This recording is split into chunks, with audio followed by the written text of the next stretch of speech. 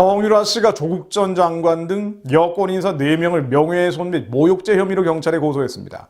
잘 아시는 것처럼 정유라 씨는 소위 박근혜 정부 국정농단 사건으로 수감 중인 최서원 씨의 딸이죠. 최서원 씨의 개명전 이름은 최순실이고요. 정유라 씨는 4일 서울경찰청 앞에서 조국 전 장관과 안민석 더불어민주당 의원, 주진우 전 기자, 방송인 김어준 씨를 허위사실 적시에 의한 명예훼손 및 모욕 혐의로 수사해달라는 고소장을 제출했습니다. 정 씨는 소위 국정농단 사태 당시 자신에 대한 아니면 말고식의 무차별 허위 폭로가 이어졌지만 저는 검찰 단계에서 기소 유예 처분으로 사건이 종결됐다면서 이제 세상의 억울함을 밝히고자 용기를 냈다고 고소 취지를 밝혔습니다. 정 씨는 고소장을 통해 조국 장관이 지난 2017년 자신이 썼던, 즉 정유라 씨가 썼던 능력 없으면 너네 부모를 원망해라고 쓴 페이스북 메시지를 왜곡 인용해서 명예를 훼손했다고 주장을 했습니다. 능력이 없으면 너네 부모를 원망해. 사실 이 자극적인 한마디가, 정유라가 썼다고 하는 이 자극적인 한마디가 탄핵 사태의 촉매가 됐다라고까지 평가하는 사람들이 있습니다. 그런데 정 씨는 이 고소장을 통해서 조국이 인용한 고소인의, 즉 정유라의 페이스북 메시지, 능력 없으면 너네 부모를 원망이라는 이 메시지는 대통령 비선 실세 파동이 발생한 2016년 말보다 훨씬 이전인 2014년 12월경에 고소인과 고소인이 비싼 운동인 승마를 한다는 이유로 시비를 걸어온 고소인 친구 간에 온라인 설전을 하는 과정에서 쓴 비공개 메시지라고 얘기를 했습니다.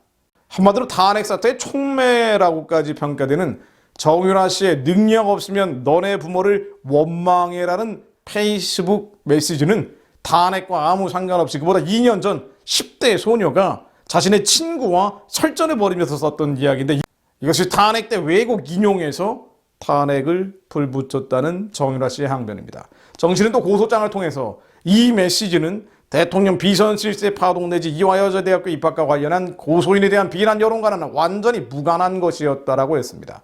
또 안민석, 주진우, 김어준 등의 언론 인터뷰와 방송 활동을 통해 정유라 씨의 친모가 박근혜 전 대통령이라고 암시하는 발언을 하거나 비자금 등과 관련한 허위 사실을 퍼뜨렸다고 주장을 했습니다. 정유라 씨 입장에서는 정말 억울한 일이죠. 박근혜 대통령 딸이라는 일, 비자금 관련한 허위 사실 등 당시 탄핵 사건을 되돌아보면 얼마나 많은 거짓말과 선동이 있었습니까? 정유라 씨는 추미애 전 의원님, 왜 저희의 재산이 10조라고 하셨느냐면서 300조가 됐다느니 400조가 됐다느니 도대체 뭐가 진실이냐며 손혜원 전 의원님, 저랑 최서원 씨, 저희 엄마랑 대화하는 거 한 번이라도 들어보셨느냐며 할 말이 너무 많다고 울먹이기도 했습니다. 정말 많은 거짓말, 정말 많은 선동들이 박근혜 대통령 탄핵 때 횡행했었죠. 정유라 씨 관련해서뿐 아니라 박근혜 대통령이 굿판을 벌였다느니, 무속에 빠져 있다느니 등의 소문 얼마나 많이 돌았습니까? 당시 공중파 언론에서 매일같이 쏟아냈던 얘기들입니다. 최순실 씨의 아버지 최태민 목사가 사이비 종교 활동을 했다, 이것과 연결되면서 인터넷에 급속히 유포가 됐었는데요. 박근혜 대통령이 정말 청와대에서 굿판을 벌였습니까? 무속에 빠져 있었나요? 지나놓고 보니 하나도 사실로 확인된 게 없습니다. 지금도 많은 사람들은 박근혜 대통령이 뇌물을 받아서 감옥에 갔다라고 얘기하곤 하는데요. 단 한 푼의 뇌물도 받지 않았죠. 박근혜 대통령 굿판, 무속 등의 주장도 지나놓고 보니 모두 사실이 아니었습니다. 그런데 지금도 사실이라고 강변하는 사람들을 보면은요, 2015년 5월 5일경 박근혜 대통령이 어린이날 했던 메시지를 인용하곤 합니다. 이런 말은 하지 않았느냐? 그러니 무속에 빠진 거 아니냐는 거예요. 그 말이 뭔가 하니 정말 간절하게 원하면 전 우주가 나서서 다 같이 도와준다. 그래서 꿈이 이루어진다. 어린이날에 했던 박근혜 대통령이 이 발언을 가지고 무속에 빠졌다라는 주장의 근거로 지금도 얘기하곤 합니다. 이거 물고 늘어지는 거죠. 이 발언은요, 사실 많은 독자들을 한국에도 가지고 있는 브라질의 파울로 코엘료의 소설 연금술사라는 책에 나오는 유명한 말입니다. 무속과는 상관은 없고요. 박근혜 대통령은 2015년 4월 25일 브라질 순방 중에 열린 한 브라질 비즈니스 포럼 인사말에도 이 말을 인용한 적이 있죠. 그런데 이런 말들뿐 아니죠. 박근혜 대통령이 비아그라를 먹었다느니, 제2의 프로포폴을 구입했다느니, 그걸 투약했다느니, 당시 방송, 공중파, 언론에 난도질되면서 나왔던 얘기들입니다. 물론 이런 보도를 전할 때 단서를 달긴 했었죠. 이런 주장이 나왔는데 만약 이것이 사실이라면서라는 단서를 하나 붙여놓고 박근혜 대통령이 마치 프로포폴을 맞고 마약을 구매하고 그것을 투약했다는 식으로 얼마나 많이 몰아갔습니까? 세월호가 가라앉은 날 올림머리를 하느라고 90분이 날렸다느니 지나놓고 보니 모두 사실이 아니었습니다. 최순실 씨가 예약자에서 강남의 한 성형외과를 찾아서 줄기세포 시술을 받았다느니 매일같이 나왔던 얘기들이에요. 한번 돌이켜보십시오. 매일같이 방송, 언론, 공중파에 나왔던 얘기들입니다.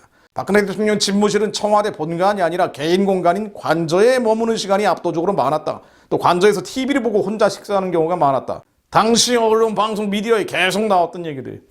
지나놓고 보니 모두 사실이 아니었습니다. 이건 나중에 재판 과정에서도 확인된 내용들이에요. 이런 보도 내용들 하나도 사실이 아니었습니다. 차움이라는 병원에서 무상 이용을 했고 가면 길라임이라는 이름을 썼다는 둥 맨날 얼굴 필러 시술을 받고 다니는 것처럼 보도를 했었죠. 언론, 방송, 미디어에서 계속 나왔던 얘기들 하나도 사실이 아니었습니다. 청와대가 태반 주사를 8개월간 150개를 구매했다. 이런 내용들도 나왔습니다. 하나도 사실이 아니었습니다. 심지어 언론에서는 박근혜 대통령 성 관련 동영상 테이프가 나올 것이다라는 주장까지 나왔었어요. 모두 거짓말이었습니다. 차은택이라는 사람이 박근혜 대통령의 보안 손님이어서 출입증 없이도 아무 때나 대통령 관저에 드나들 수 있는 특별한 손님이었다. 뭐 이런 의혹이 어쩌다 저쩌다 하면서 계속 나왔죠. 하나도 사실이 아니었습니다. 박근혜 대통령의 옷 수백 벌을 최순실 씨가 개인 돈으로 비용을 지불했다는 그런 의혹들 이것도 사실이 아니었어요. 최순실 씨가 대통령 전용기인 대한민국 공군 1호기를 타고 수차례 박근혜 대통령 해외 순방에 동행했다는 의혹 이것도 사실이 아니었습니다. 최순득이라고 최순실 씨의 언니죠. 박근혜 대통령과 성심여고 동기 동창인데 최순실 씨가 첫 번째 결혼 기간에 낳았던 아들이 박근혜 정부 청와대에서 최소한 2014년 12월 말까지 5급 행정관으로 근무했다. 뭐 이런 의혹이 나왔다라는 주장들 다 사실이 아니었습니다. K스포츠 이사장이 최순실의 단골 마사지집 사장이다.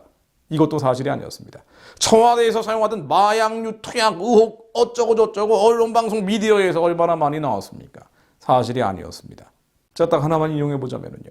정의당 윤송화 의원이라는 자가 청와대 의약품 불출대장에 사모님에게 처방된 것으로 나타난 소염진 동제 세네브렉스는 최 씨 자매가 차움 병원에서 처방받은 적이 있었던 의약품이라면서 국정조사에서 드러났듯이 신원을 확인하지 않고도 청와대에 드나들 수 있는 보안 손님이 있다는 점을 고려하면 사모님이 최 씨 자매일 가능성이 크다. 이거 사실이 아니었습니다. 그런데 이런 선동과 거짓말, 여기서 피해본 정윤화 같은 젊은 여성들, 그리고 감옥에 끌려간 사람들 얼마나 많습니까?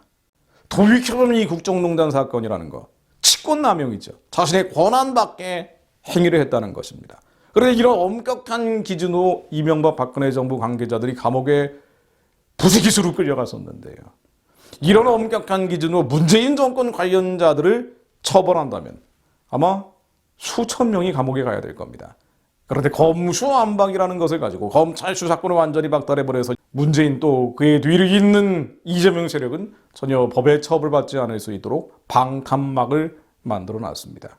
그런데 이런 거짓말, 선동들, 박근혜 대통령 탄핵 당시에 횡행했던, 아니 나라를 뒤집어버렸던 이 거짓말, 선동에 동조하는 그리스도인들. 태반이 그랬죠. 근데 더 악한 것은요. 그런 거짓과 선동을 지금도 반성하지 않는다는 겁니다. 얼마나 거짓말, 선동에 한국 그리스도인들이 많이 넘어갑니까? 뭐 믿지 않는 사람들은 그렇다 치고요. 어차피 세상에 영에 잡혀 있기 때문에 그렇다 치고요. 믿는 사람들이, 목사들이 이 거짓말, 선동을 따라다니면서 그 거짓말, 선동이 거짓과 선동이라는 것으로 확인됐는데도 돌이키질 않아요. 반성하지 않습니다. 미국산 쇠고기 한국에서 없어서 못 먹는 쇠고기가 돼 있죠. 근데 2008년도에 미국산 쇠고기 먹으면 광우병 걸린다고 얼마나 많은 거짓과 선동에 휩쓸려 다녔습니까? 천안함 때는 또 어땠습니까? 세월호 때는 또 어땠습니까? 거짓과 선동을 따라다니면서 반성하지 않는 그리스도인들. 하나님의 율법을 어기는 것입니다. 너는 거짓된 풍설을 퍼뜨리지 말며 거짓된 풍설을 퍼뜨리지 말며 그런데 거짓된 풍설을 퍼뜨리고 있는 그리스도인들 얼마나 많습니까? 악인과 연합하여 위증하는 증인이 되지 말며 악인과 연합하여 위증하는 그리스도인들, 목사님들 얼마나 많습니까? 다수를 따라 악을 행하지 말며 다수를 따라 악을 행하는 목사님들 얼마나 많습니까? 그리스도인들이 군중 심리로 이 다수를 따라서 악을 행하는 자들이 얼마나 많습니까? 송상을 다수를 따라 부당한 증언을 하지 말며 가난한 자의 송사라고 해서 편벽되이 두둔하지 말지니라. 자신들이 약자라고 소수자라고 주장하면서 데모하고 촛불 들고 일어나면 거기에 편승하는 사람들, 맹목적으로 두둔하는 게 마치 정의와 공정과 공평인 것처럼 착각하는 그리스도인들 얼마나 많습니까?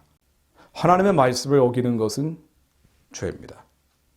한국의 그리스도인들이 이제는 죄에서 돌이키기 없어서 거짓과 선동을 따라다니며 항시 미혹되어 하나님이 인도하시는 길로부터 벗어나지 않게 하옵소서.